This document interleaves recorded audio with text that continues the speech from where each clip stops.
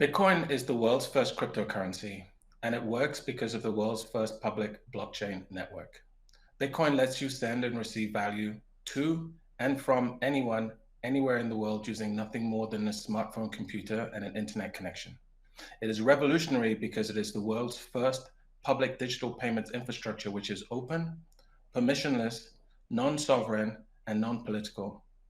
And like the internet, Bitcoin is not owned or controlled by any corporation or government.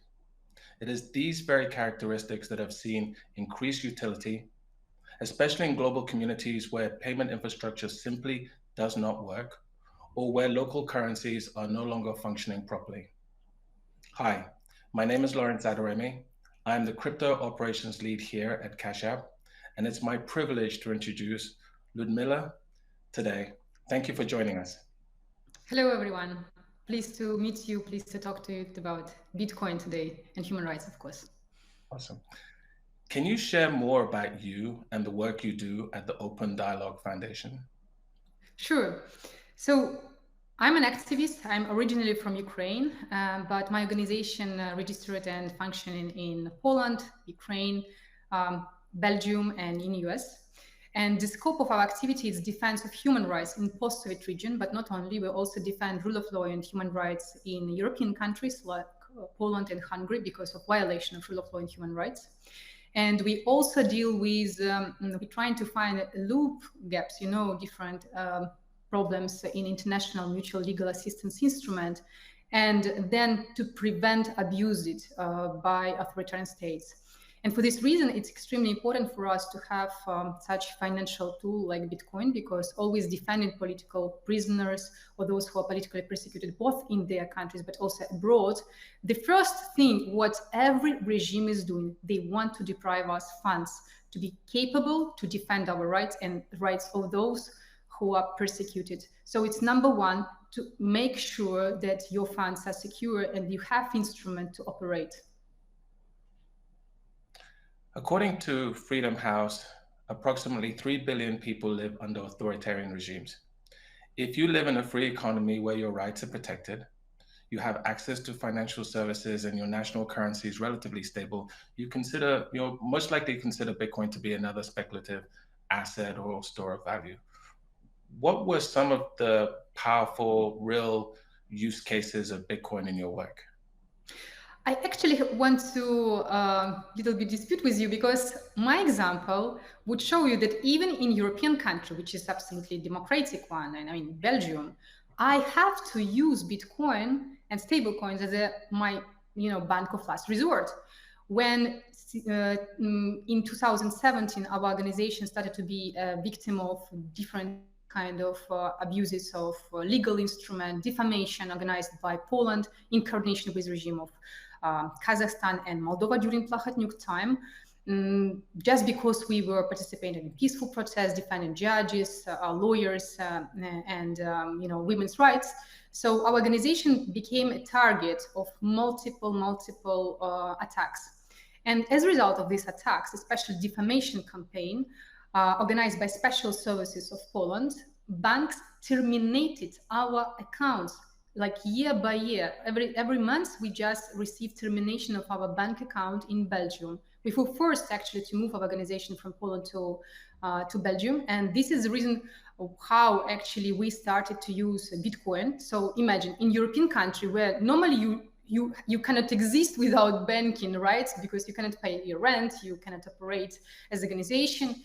And the regime of Poland, which violates rule of law in the country, persecutes human rights activists and peaceful protesters, judges, prosecutors, who doesn't want just to be on their agenda, who want to stand with human rights. Then you face with this completely like paralyzation, and Bitcoin was for us solution first time.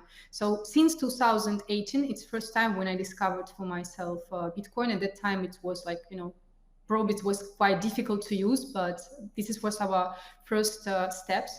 And of course for the biggest let's say like saving lives tool, it was in February this year, when kind of in a huge scope we used Bitcoin and stable coins USD respectively, for buying and for organizing fundraising campaign to Ukraine. Because, you know, after first days of invasion of Russia to Ukraine, financial system completely was paralyzed, and both European or international financial system, they didn't know how to transact with Ukraine. It was just everything paralyzed. From other side, every transaction, if you try to buy even medical supply or any protective equipment like bulletproof vests, helmets, bank can freeze your account just because of description. This is to support Ukrainian civilians who has to become military, right? So in this situation, I would always say that Ukraine is saved nowadays because of, first of all, a brave behavior of Ukrainians in solidarity. The second one is because of Bitcoin, and the third is because of Starlink. Because without these technologies, really, I don't know how history would develop. So for us, it really was a game changer, and for me, especially as for Ukrainian, it's really a huge advantage, and a lot of Ukrainians using it nowadays. Thank you for that. Time and time again, we've seen how human rights defenders like you have had challenges getting urgent financial assistance to activists around the world who are fighting for civil rights, justice, and freedom. You've been an activist for almost 2 decades. Where do you think Bitcoin could have made a difference in geopolitical struggles you've observed over the years, and how? It's a very good question, particularly because if you look into the history of all post-Soviet region, what is the main, the favorite tool of every regime to attack opposition or activists or human defenders? Accuse them in extremism, accuse them in money laundering. And in this way, or as terrorism or threat to national security, and then what they do, they paralyze your financial system. They cut everything. They not only like freeze your account, they cut everyone who is trying to support you. They terminate your possibility to earn money, or they just eliminate you physically if it's allowed by international community. Unfortunately, there is no reaction before. So in this situation, in these countries, especially post-Soviet region, authoritarian regimes like Central Asian country, Russia, Bitcoin and being able to use Bitcoin, knowledge about Bitcoin, it's completely game-changing situation. Because in this situation, you have privacy, you have some kind of protection for your last resort, and no one can control this key unless you give it to someone, right? So this is extremely important tool, and I think our future really going to change in a better way, because people discover for them Bitcoin advantages of this technology and how it really can save lives. And from other side, it's not only for authoritarian regime. I would say even in Europe, again, I'm coming back to my own example. We won like historical defamation case against Deputy Minister of Special Services of Poland, who accused us again being a threat to national security, doing money laundering, you know, all of this crazy stuff what normally authoritarian regime doing it, but it's happening in Europe, right? And we were forcibly terminated with our bank account in Europe, in Belgium. So in this situation, I don't have any instrument, any remedies how to protect myself. This is the reason why we started to speak about it on international platforms. And this is the reason why we say that Bitcoin and crypto assets like Tether shouldn't be regulated in the same way like normal banking system, because it makes gaps again for regimes to violate our privacy rights, to receive our data, banking data. In my case, it was Kazakhstan, Moldova, and Poland who received all my banking data. They were capable to attack every single of our donors. So for me, Bitcoin, it's also a tool to protect those who donate to us, but also those who recipients of money. And if you look, for example, for situation in Karakal, Pakistan, or Russia, or Kazakhstan, every single person who just donated a small piece of money, or Belarus even, everyone who received money or everyone who donated money, they immediately became a subject of political persecution, because regime wants to eliminate those who support opposition and independent voices. And just yesterday, there was a huge also news that Turkey arrested and now persecuted again on the basis of so-called money laundering, terrorist financing terrorism, over 500 people. So it's like constant abuse of anti-money laundering and counter-terrorism regulation. It's abuse of financial system which exists, and for the moment, Bitcoin is the only tool which can face it, which can protect, and which actually already saving lives, for example, in Belarus or other countries on a daily basis, just because regime cannot access the data of donors, recipients, and keep our privacy. So literally, it makes huge difference, and I'm really sure that it would do huge difference in the future. Wow, that's a really powerful and important point around data and privacy, which many people may not have thought about.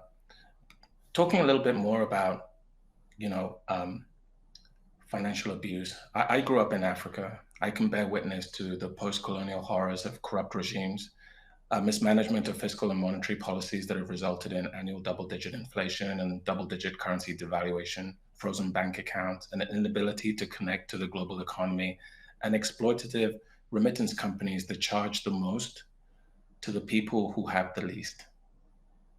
What role can Bitcoin play in enabling economic empowerment for people around the world who are good, who work hard, but find it impossible to save the fruits of their labor? You know, this is always important to notice what normally democratic countries try to do. They want to provide humanitarian aid for those countries like Africa, so for those continents, for like Africa, right, for African countries, or even now for Ukraine, to Palestine, or to other places in the world where is huge crisis or a military conflict. But it's always a question who is really receiving this help, right?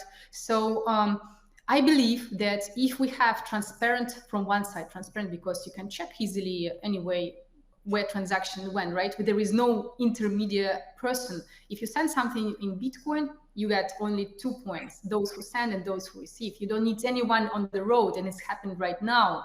So once we have a technology, and I really hope that Fediment is going to be this kind of technology, which allows us as civil society have this instrument to deliver humanitarian aid, to protect human rights with also privacy issues, I think it's going to be again game changer. So from one side, you would not be obliged to rely on a banking system which can be abused by a corrupt regime and which stolen your money, which deprives your right for the future. From other side, you have instruments which you take care, which you have control, and you have your responsibility. I think being responsible for defending of your rights of your family members, your friends, and being able to defend your right to be developed, to earn money, it's crucial nowadays. It's financial freedom, which is the same equal and one of the most important human rights, I would say, at the moment. Thank you. I would also argue that Bitcoin is largely misunderstood. Some people view Bitcoin as an investable asset more than a disruptive technology. What is missing or standing in the way of Bitcoin adoption? Is it tools? Is it education? What does Bitcoin need to scale? Yes, education and actually app which allows you easily to understand, easily exchange, going from fiat or to Bitcoin, or use or buy services, or basically how my colleague from Belarus, they basically created a digital state where they use Bitcoin and then stablecoin as a tool to transact.